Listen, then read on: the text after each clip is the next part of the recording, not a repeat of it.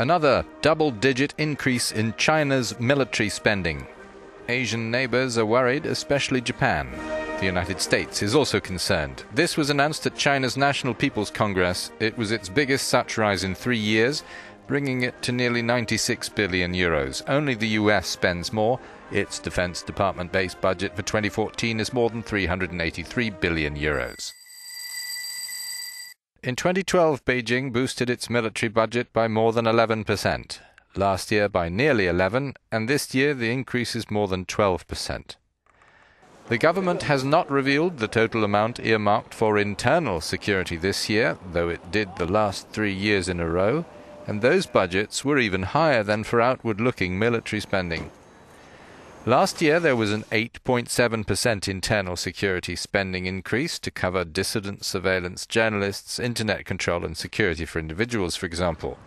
For external military programs, the stated aim is to strengthen research, develop high-tech equipment and enhance border, coastal and air defenses.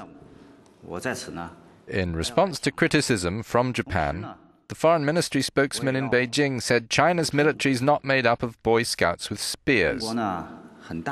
He told a briefing, "I must emphasize once again, I must repeatedly indicate that China is quite big. The world's state of affairs is very complex. China's defense budget follows China's economic development. A modest increase is completely within reason. There's nothing big to fuss over." But others are nervous. China claims 90% of the South China Sea, which is believed to be rich in oil and gas. The Philippines, Vietnam, Malaysia, Brunei and Taiwan also claim parts of those waters. Tokyo and Beijing both claim some rocky islands, over which relations have got worse since 2012, as China moves to assert its sovereignty in disputed territory and challenge the traditional dominance of US forces in the region.